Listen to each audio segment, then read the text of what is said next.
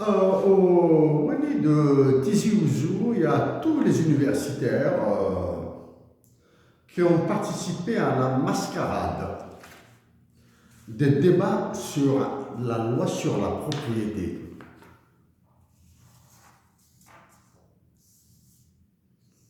Une très très grosse mascarade a été organisée à Tizi Ouzou sur la loi sur la propriété.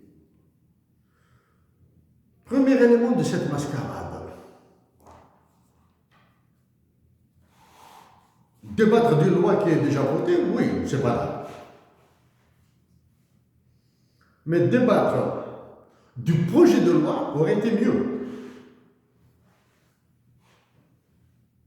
Ça, nous allons rester un petit peu dans le niveau là. Débattre d'une loi votée, eh bien, c'est bon. Débattre de l'avant-projet de loi aurait été mieux pour éviter les dégâts. Ça, c'est la première. Deuxièmement, il se trouve qu'il n'y a que Tizi Ouzou qui a organisé ce genre de débat. Tizi Ouzou. Bref, je vais développer quelques éléments et à la fin, la conclusion sera complètement différente de ce que je dirai. La conclusion sera dans un domaine radicalement différent. Ok? Au Wali de Tizi Ouzou et aux universitaires, débatteurs, avocats, députés ou sénateurs, je ne sais pas quoi là, élus de la POI qui ont participé à ce carnaval. Triste est devenu toute l'Algérie. Triste, elle est devenue triste. Notre patrie, elle est devenue triste. Pourquoi? Toute notre patrie, hein? Parce que des hommes comme Mustafa Bacha, Lounes Matoub et Hussein Ahmed sont morts. Ils sont réellement morts. Si l'un de ces hommes est encore vivant, est-ce que vous auriez fait ce que vous avez fait? Ok? Parler de l'acte de propriété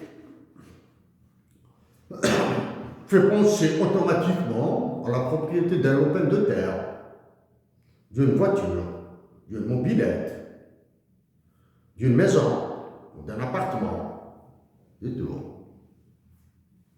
Est-ce que la liberté a un acte de propriété?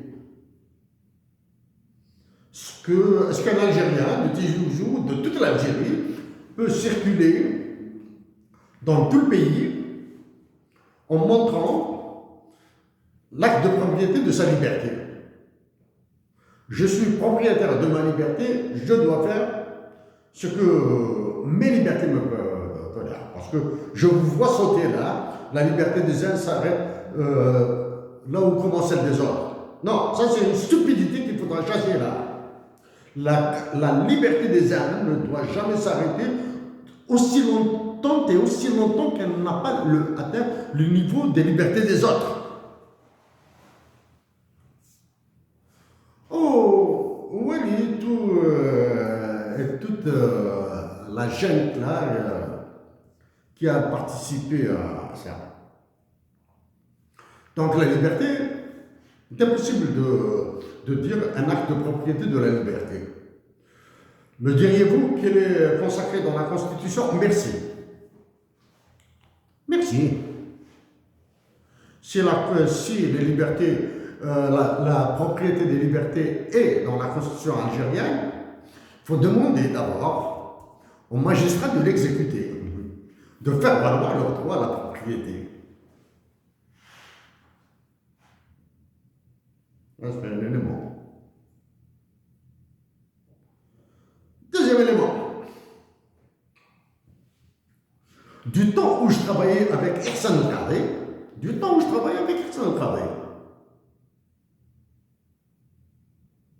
j'étais enseignant au Conseil d'État. Majlis al-Dawla. J'enseignais l'informatique et la bureautique au Conseil d'État. Claude Debussy, dans un programme de la Banque mondiale que j'ai découvert au Canada. Ok? Histoire de numérisation, etc. Quand il fallait donner un exemple, j'ai utilisé effectivement les procès en justice sur les litiges liés à l'acte de propriété, justement. Le foncier dont on parle là maintenant. J'ai utilisé un exemple raconté par un journal. Un journal algérien a parlé d'un problème de foncier qui traînait devant les justices, etc. Comment il passe d'un tribunal à la Cour suprême et au Conseil d'État. Quand j'ai pris cet exemple-là, en face des magistrats, donc il y a des hommes et des femmes magistrats, donc j'aimerais bien, j'aurais été content, très heureux de citer leurs noms, mais je les ai oubliés. Quand j'ai cité cet exemple, il y avait des magistrats qui me disent ça se passe comme ça, effectivement, voilà pourquoi nous perdons du temps, etc. etc. Donc, j'ai expliqué comment, avec l'informatique, on pourrait réduire le temps, gagner du temps, au lieu de faire traîner des procès en fonction, des procès sur 10 ans, 15 ans, 20 ans. Ça dépend de qui se bat. Hein. Si c'est un paysan de Ouagadougou qui se bat contre un général, là, il peut cauchemarder son rêve. Il peut faire des cauchemars avec son rêve de regagner sa propriété. Voilà. Pour des aspects un peu plus légaux, un peu plus légaux, les droits de propriété, j'en ai parlé en 2013 à travers l'accession de l'Algérie à l'OMC, présentation que j'ai faite grâce à une Algérienne justement de Tizi Ouzou. Justement, de Tizi Ouzou. C'est une Algérienne, compatriote, kabyle, de Tizi Ouzou, je jure que je ne l'ai jamais vue. Que je n'ai jamais vue à ce jour. Oui, j'ai vu le visage sur une photo. Mais je jure que c'est grâce à une femme d'exception, bien sûr. De Ouagadougou. Voilà, pour être clair. Que je l'ai fait. J'ai parlé de droits de propriété. Ce que j'ai parlé, pas dans le détail, bien sûr, là, hein, peut-être en 1 minute, 2 minutes. ADPX et TRIPS. Organisation mondiale, WTO, TRIPS, EDPX. Voilà. Ça, c'est en 2013. Le 15 avril 2014, j'ai parlé des droits de propriété sur la nature, sur les forêts en Algérie. Ok?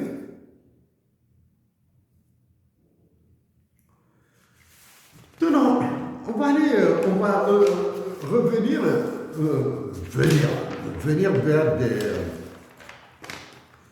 un truc très simple. Très simple. Walid Tizi Ouzou et tous les universitaires.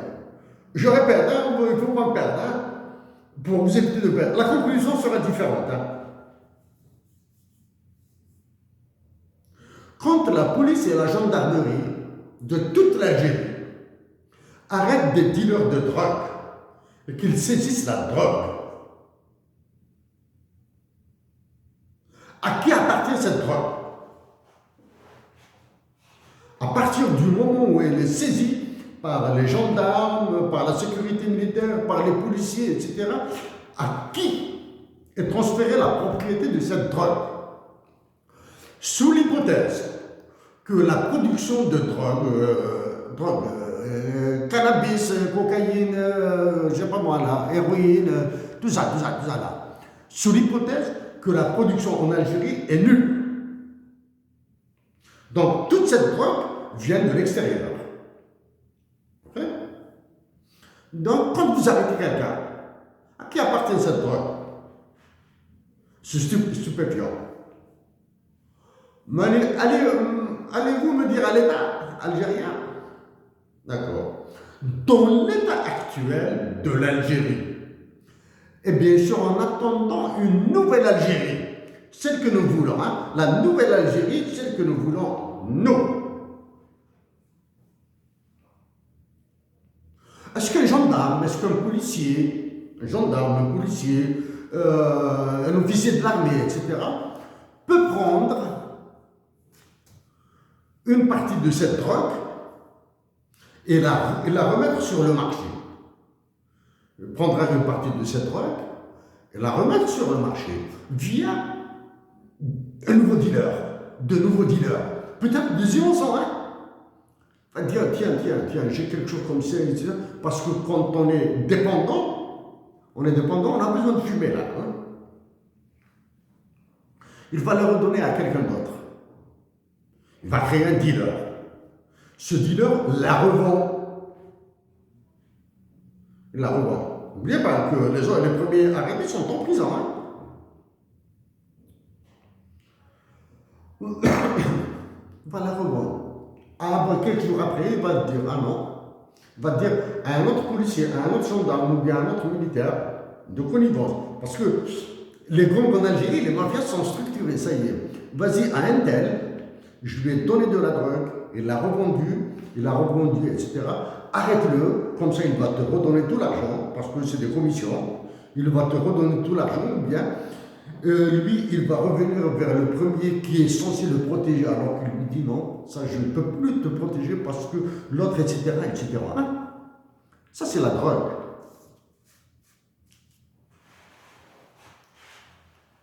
Les logements sociaux qui sont distribués à gauche et à droite. Il y a des logements sociaux qui ont été profitables à des personnes en dehors du besoin. Avec un acte de propriété, ils peuvent le revendre. Combien? 1 milliard, 1,5 milliard, 2 milliards, 3 milliards, ça dépend. Ça dépend du lieu, de l'endroit, etc. Hein? Il y a de l'inflation, bien sûr. Et c'est de l'argent public. D'accord. Ça, c'est le logement. Maintenant, pour les terres, etc., dont j'ai parlé. Allez. Mesdames et messieurs, là, en parlant de droit de propriété, croyez-vous que je m'intéresse à ces histoires? Bon, le sujet principal, c'est les logements, les lots de terrain, etc. Actuellement, aucun ne peut faire quoi que ce soit en Algérie. Aucun. Pour redonner à l'État algérien sa force. Sa force et sa justice, bien sûr. Quand on vous dit qu'une entreprise, Sonatrach par exemple, est en partie, l'État algérien est majoritaire, on va dire qu'il a 70%. Et il a 99% des actions de Sonatrach sont propriété de l'État algérien. Je dis bien 99% des actions du capital de Sonatrach sont propriété de l'État algérien. Il reste 1%. Si dans ce 1% qui reste, 99% sont considérés comme des actions préférentielles, adieu la propriété de Sonatrach. Parce que vous restez juste dans les banalités, dans les discussions de rue. Croyez-vous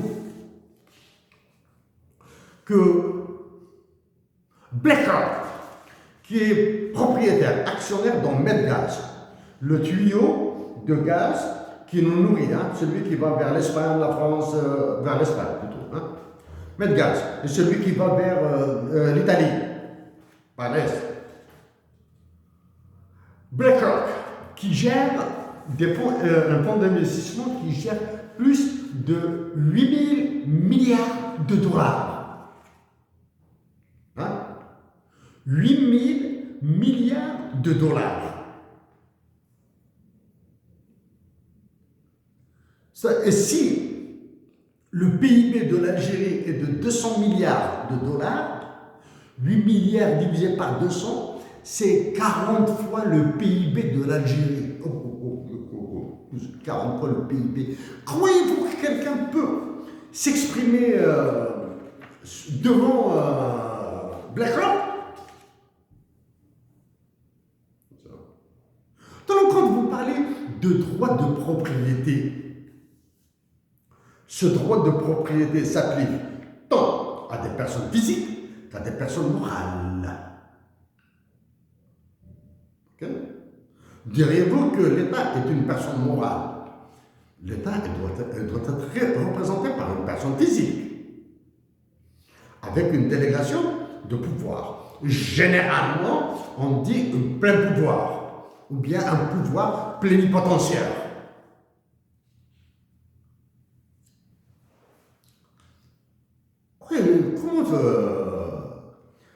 Qui est le propriétaire de toutes les mines aurifères d'or, l'extraction d'or? À l'ouest de l'Algérie, au sud, à l'est bientôt. Qui est le propriétaire? D'accord? Bien.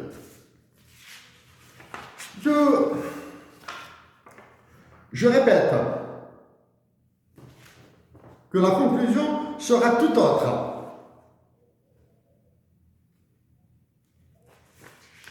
Tout autre. L'Algérie a des biens à l'étranger. L'Algérie a des biens à l'étranger. Elle a des réserves internationales en dollars, en euros, probablement en roubles, en livres sterling, en yens japonais. Génial. Il faut que ça se sache. L'Algérie a déposé de l'or à l'étranger. Okay. Est-ce que quelqu'un peut rapatrier l'or algérien vers l'Algérie? Est-ce que quelqu'un, un Algérien, est capable de transférer toutes les réserves internationales de l'Algérie vers Moscou, vers une banque à Moscou? Tous, dollars, euros, or, allez, mettez-moi ça dans une banque à Moscou. Pourquoi une banque à Moscou? Parce que personne n'osera toucher Moscou, bombardé. Ah, mais sauf que la protection de Moscou sera très chère. Hein? D'accord? Qu'est-ce qui reste maintenant? Si je parlais de l'acte de propriété, Bichot,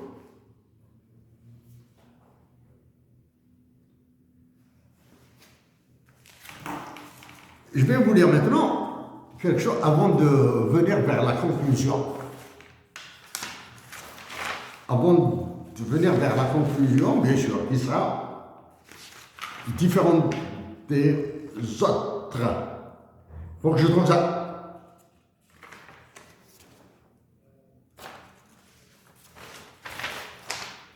J'ai dit que je vais parler de ce livre. Page 378.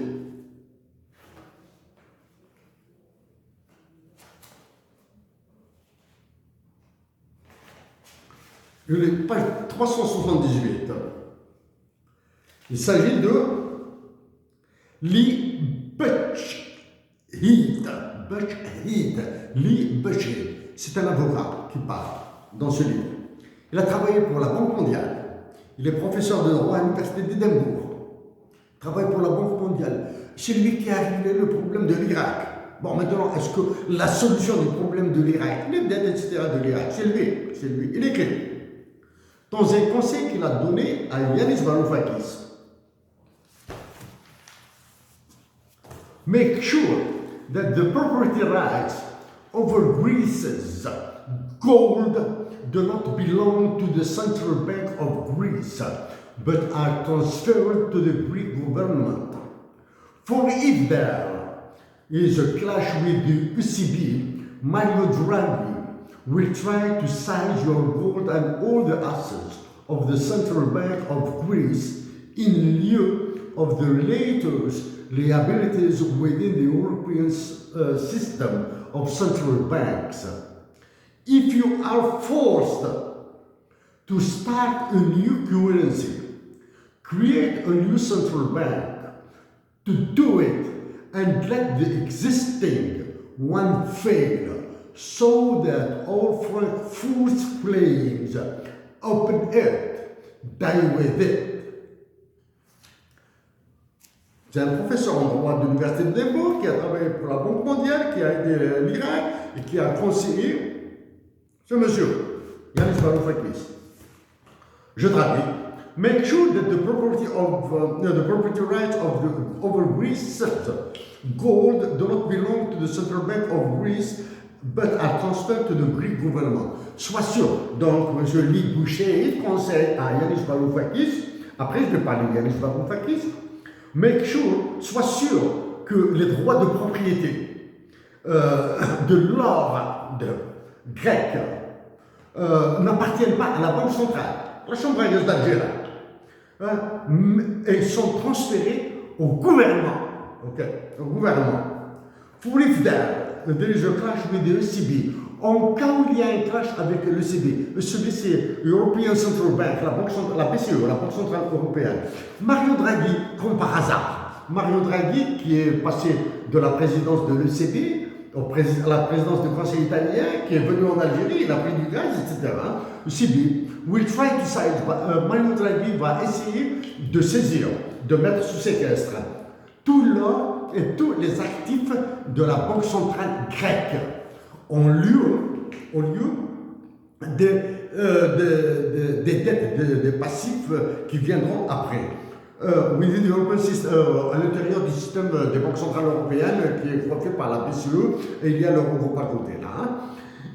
Si vous êtes obligé de lancer une nouvelle monnaie, parce que Yanis Varoufakis avait préparé un plan de guerre pour balancer vers une nouvelle monnaie, alors que c'était juste une menace qu'il faisait. Et Yanis Varoufakis avait suffisamment de jugeote pour faire ça, sur le pourquoi il a fait ça.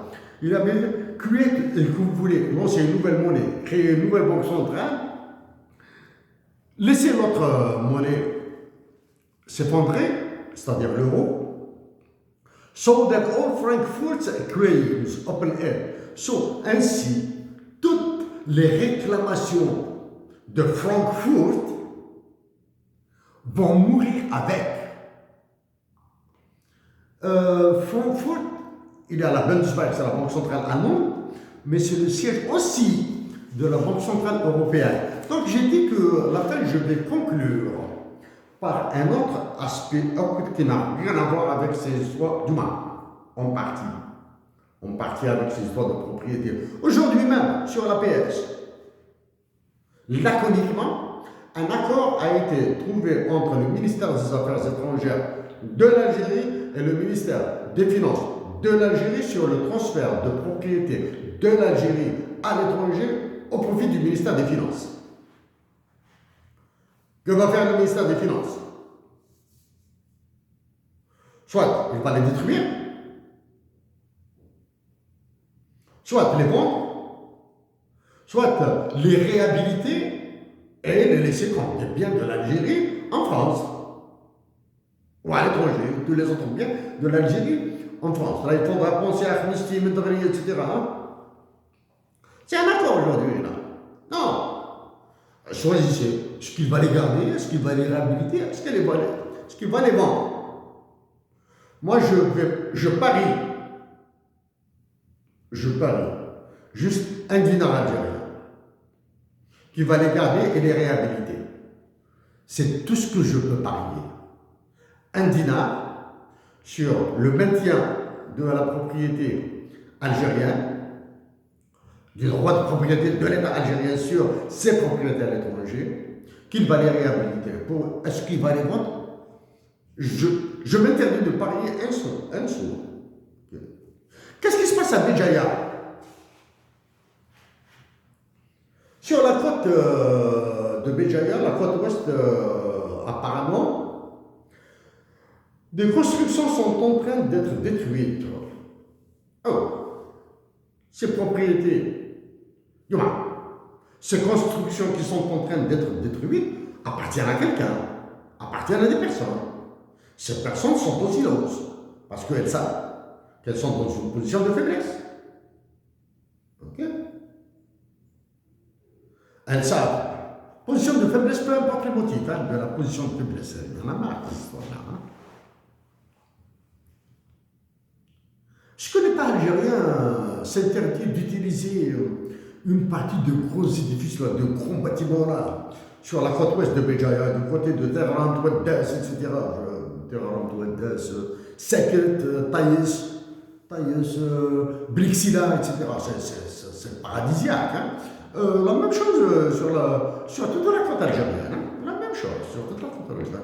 Qu'est-ce qui l'empêche de garder quelques constructions pour faire des centres de vacances, colonies de vacances, centres de vacances. Pour les enfants du sud, ils viendront en Algérie, au nord, ils vont découvrir le nord de l'Algérie à Boukelba. Et permettre aux enfants du nord de l'Algérie d'aller découvrir le sud, là. Hein. Il suffit de construire un petit truc, un petit bâtiment comme ça, avec une petite piscine, etc. Les Algériens du nord iront découvrir le Hogar, le Tanzalouf, Tinine, et les enfants algériens du sud, là, qu'on est en train de perdre, hein, viendront vers les côtes algériennes. C'est leur pays.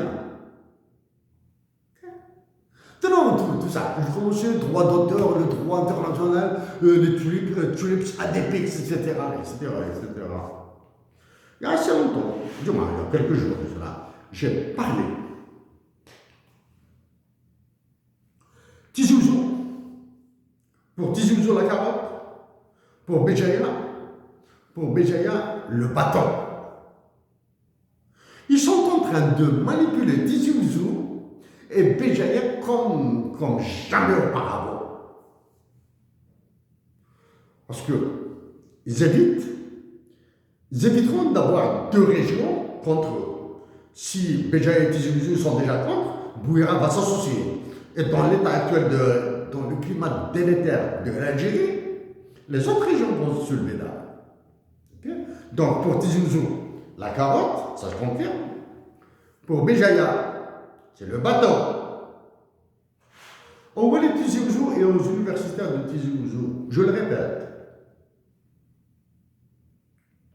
je supplie tous mes compatriotes d'Algérie de demeurer pacifiques, de résister. C'est l'enfer qui les attend.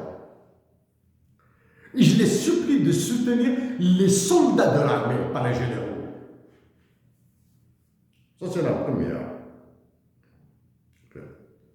Nous sommes le 26 février. 26 février, 26 mars, 20 avril. Dans moins de 2 mois, sera soit une commémoration, si le 20 avril 1980 est mort, donc ce sera une commémoration de la mort du 20 avril 80 en Algérie, soit c'est des célébrations. Si la majorité de l'Algérie renaît. Donc, éteindre le feu qui est à Béjaïa, maintenant que vous avez compris cette histoire de la carotte pour Tizi Ouzou et du bâton pour Béjaïa, donc vous pouvez conjuguer vos efforts ensemble pour faire justement du 20 avril 2024 une résurrection, un sphinx de l'esprit de Mustafa Bacha, de Nounos Matoub et de Hussein Ahmed, allez aussi et tous les autres, à vous tous, chers compatriotes, avec tout mon cœur pour vous. Et au moins les Tizi Ouzou, occupez-vous plutôt du couffin pour les nécessiteux et les pauvres. C'est le Ramadan qui s'annonce là. Occupez-vous de la sécurité autour des écoles, des enfants qui commencent à se faire violer là. Occupez-vous de la sécurité autour des cités universitaires. Laissez les routes s'écraser. Hein. Alors, dans votre route là, il faut le laisser là, hein, il faut le laisser là. Hein. Alimenter, trouver un maximum pour doter les hôpitaux, au moins, de soins de santé, de pansements, de bandages, de n'importe quoi, de sang, de l'alcool pour les pansements, etc. Occupez-vous de ça là, au lieu de vous occuper de quelque chose qui vous dépasse, des choses auxquelles vous ne comprenez absolument rien, comme les droits de propriété. Merci à vous tous.